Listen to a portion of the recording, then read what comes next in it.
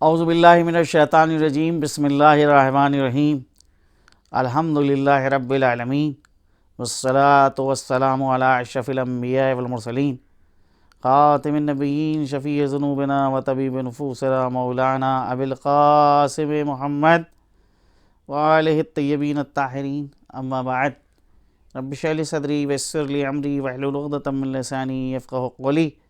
رب زدنی علما والحقنی بالصالحین۔ برادران عزیز، ماہ مبارک رمضان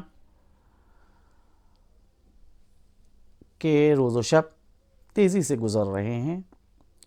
بندگان خدا بارگاہ خداوندی میں مناجات اور راز و نیاز کر رہے ہیں۔ خوشا بحال ہے ان افراد کے لیے کہ جو اس ماہ مبارک میں خیر و برکت کو حاصل کر لیتے ہیں اور بارگاہ خداوندی میں اپنے گناہوں کی بخشش کروا لیتے ہیں۔ بدبخت ہے وہ انسان کہ ماہ مبارک رمضان گزر جائے اور اپنے گناہوں کو بارگاہ خداوندی میں نہ معاف کرا سکے۔ پیغمبر اسلام صلی اللہ علیہ وآلہ وسلم سے ایک حدیث ہے جس میں حضرت فرماتے ہیں کہ اذا استحل رمضان غلقت ابواب النار، جب ہلال ماہ مبارک رمضان فلک پہ نمایاں ہوتا ہے، رمضان کا چاند آسمان میں افق پہ ظاہر ہوتا ہے، غلقت ابواب النار، تو جہنم کے دروازے بند کر دیے جاتے ہیں، وہ فتحت ابواب الجنان، اور جنت کے دروازے کھول دیے جاتے ہیں، وصفدت الشیاطین، اور شیاطین کو پابہ زنجیر کر دیا جاتا ہے۔ اب بتائیے، اللہ نے ایک عمومی دعوت دی ہے، اس عمومی دعوت کے اندر سارے انسانوں کو شرکت کے لیے بلایا ہے اور اس کا انتظام یہ کیا کہ جہنم کے دروازے بند کر دیے، جنت کے دروازے کھول دیے گئے،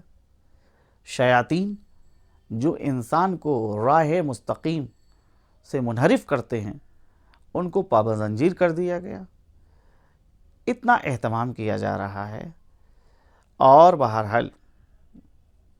اس اہتمام کا اگر انسان خیال نہ کرے اور اس ماہ مبارک میں توفیق نہ حاصل کر سکے کہ اپنے گناہوں کو بخشوا لے، تو اس سے بڑھ کر بدبخت کون سا انسان ہوگا۔ اللہ ہم سب کو یہ توفیق دے کہ ہم اس ماہ مبارک میں پروردگار عالم سے اپنے گناہوں کو بخشوا لیں، اور خداوند کریم جو ہے اس دن ہم لوگوں کے چہرے کو سرخرو رکھے اور سفید رکھے، کہ جس دن جو ہے عام طور پہ لوگوں کے چہرے سیاہ ہو جائیں گے، تو اگر خدا ہم کو بخش دے گا تو یہ سعادت اس روز ہم لوگوں کو نصیب ہوگی۔ برادران عزیز، مسافر کے روزے کے حوالے سے کچھ چیزیں بیان ہو رہی تھیں، جس میں سے 5 شرطیں آپ کے سامنے ذکر کی گئی تھیں کہ اگر مسافر، 5ویں شرط میں بتایا تھا کہ اگر مسافر جو ہے وہ حرام چیز کے لیے سفر کر رہا ہے تو ایسی صورت میں وہ بہرحال جو ہے سفر میں نماز کو بھی پورا پڑھے گا اور روزے کو بھی رکھے گا۔ آج 6ٹھی شرط وہ ہے، ان لوگوں میں سے نہ ہو، مسافر ان لوگوں میں سے نہ ہو جن کے قیام کے لیے کوئی مستقل جگہ نہیں ہوتی ہے اور ان کے گھر ان کے ساتھ ہوتے ہیں، یعنی صحرا نشین، خانہ بدوش کے مانند، جو بیابانوں میں گھومتے رہتے ہیں اور جہاں کہیں اپنے لیے اور اپنے مویشیوں کے لیے دانہ پانی دیکھتے ہیں وہیں ڈیرا ڈال دیتے ہیں اور پھر کچھ دنوں کے بعد دوسری جگہ چلے جاتے ہیں۔ بس ضروری ہے کہ ایسے لوگ سفر میں پوری نماز پڑھیں، یعنی اگر خانہ نشین میں سے نہیں ہے، مسافر ہے، تو وہ خانہ نشین نہیں ہونا چاہیے۔ خانہ نشین وہ لوگ ہوتے ہیں کہ جن کو خانہ بدوش کہا جاتا ہے، یعنی اپنے ہمراہ اپنا گھر لے کے چل رہے ہیں، جہاں کے اوپر ان کو اپنے جانوروں کے لیے دانہ اور پانی ملتا ہے، جہاں پہ وہ مناسب جگہ دیکھتے ہیں وہاں کے اوپر جو ہے پلاؤ ڈال دیتے ہیں، وہاں پر رہنے لگتے ہیں، کچھ دن وہاں رکے اور پھر وہاں رہنے کے بعد پھر وہاں سے اٹھے اور دوسری جگہ آگے بڑھ جاتے ہیں۔ یہ ہیں خانہ نشین۔ تو مسافر جو ہے ان میں سے نہیں ہونا چاہیے۔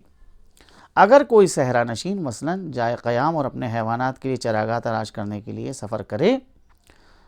اور مال و اسباب اس کے ہمراہ ہو تو پوری نماز پڑھے، ورنہ اگر اس کا سفر 8 فرسخ ہو تو نماز قصر کر کے پڑھے۔ اگر صحرا نشین مثلا حج، زیارت، تجارت یا ان سے ملتے جلتے کسی مقصد سے سفر کرے تو ضروری ہے کہ نماز قصر کر کے پڑھے۔ دیکھیں دو الگ الگ باتیں آ گئیں۔ ایک بار مستقل طور کے اوپر وہ سفر کر رہے ہیں، ایک جگہ پڑاؤ ڈالا، وہاں پر دانا و پانی کو دیکھا تھا، لہٰذا وہاں کے اوپر رہنے لگے، پھر اس جگہ کو چھوڑا، پھر آگے بڑھ گئے۔ تو یہ ایسے لوگ جو ہیں اس طرح کا جو سفر کرتے ہیں، اس میں یہ نماز پوری پڑھیں گے اور روزہ بھی رکھیں گے۔ لیکن یہی لوگ اگر حج کا سفر کریں، زیارت کا سفر کریں، تجارت کی خاطر سفر کریں تو ایسی صورت میں ان کے لیے ضروری ہے کہ یہ نماز کو قصر کریں اور روزے کو بھی قصر کریں۔ 7ویں شرط یہ ہے اس شخص کا پیشہ سفر نہ ہو۔ یہ ویسے بہرحال اس سے پہلے بھی شرط بیان ہو چکی تھی۔ مثال کے طور پر جس شخص کے پیشے کا تعلق سفر سے ہو، اگر کسی دوسرے مقصد مثلا حج یا زیارت کے لیے سفر کرے تو ضروری ہے کہ نماز قصر پڑھے۔ ایک شخص ہے کہ جو ڈرائیور ہے، ایک شخص ہے کہ جو فرض کیجئے کہ ملاح ہے، ایک شخص ہے کہ جو فرض کیجئے کنڈکٹر ہے، تو سینکڑوں میل وہ سفر کرتا ہے، یعنی وہ جو مسافت شرعی بتائی گئی ہے اس مسافت شرعی کو روزانہ طے کرتا ہے۔ ایسا شخص جو ہے اس کا وظیفہ کل بتایا گیا تھا اس سے پہلے کہ اس کا وظیفہ یہ ہے کہ اس کو چاہیے کہ نماز پوری پڑھے گا۔ لیکن یہی شخص کہ جس کا پیشہ سفر ہے، اگر یہ حج کرنے کے لیے جا رہا ہے، زیارت کے لیے جا رہا ہے، تو اس کو چاہیے کہ حج اور زیارت کے دوران جو نماز پڑھے گا وہ قصر پڑھے گا۔ اس کے بعد کا جو مسئلہ ہے وہ یہ کہ جس شخص کا پیشہ مسافرت ہے، اگر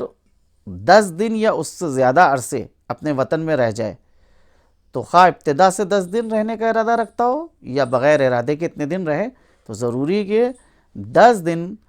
کر کے یا بغیر قصد کے 10 دن وہاں مقیم رہے، تو اس کے لیے بھی یہی حکم ہے۔ یعنی جو شخص پیشے کے اعتبار سے جس کا پیشہ مسافرت ہے، اگر وہ شخص 10 دن جو ہے اپنے اس میں رہ رہا ہے، وطن میں رہ رہا ہے، یا ابتدا سے اس نے جو ہے 10 دن کا قصد کیا تھا، تو اس کے اوپر بھی لازم ہے کہ وہ نماز کو وہاں پر پوری پڑھے گا اور روزہ بھی رکھے گا۔ جو شخص ترک وطن کر کے دوسرا وطن بنانا چاہتا ہو، اگر اس کا پیشہ سفر نہ ہو تو سفر کی حالت میں اسے نماز قصر کر کے پڑھنی ضروری ہے۔ یعنی ایک شخص ہے کہ ایک جگہ کے اوپر رہتا تھا، اب اس نے جو ہے اس جگہ کو چھوڑ دیا ہے، اور چھوڑنے کے بعد جو ہے اب وہ وہاں سے جو ہے دوسری جگہ کے اوپر رہنا چاہتا ہے۔ تو ایسی صورت میں یعنی جس دوسری جگہ کے اوپر جو ہے جو اس کا وطن ہو گیا ہے، اب 2 وطن ایک طرح سے ہیں، ایک وطن ہے کہ جہاں کچھ عرصے رہتا ہے، دوسری جگہ کے اوپر بھی وہ کچھ عرصے رہتا ہے، تو دونوں جگہوں کے اوپر جو ہے نماز کو پورا پڑھے گا اور روزے کو بھی رکھے گا۔ اور 8ویں شرط جو وہ تھی کہ مسافر حد ترخص تک پہنچ جائے، لیکن وطن کے علاوہ حد ترخص معتبر نہیں ہے، اور جو ہی کوئی شخص اپنی اقامت گاہ سے نکلے اس کی نماز قصر ہے۔ دیکھیے 2 یہاں کے اوپر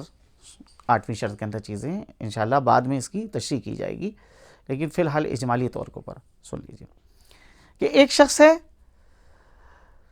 کہ جو اپنے وطن سے سفر کر رہا ہے، تو وطن سے جب سفر کر رہا ہے تو اس کے لیے حد ترخص معتبر ہے،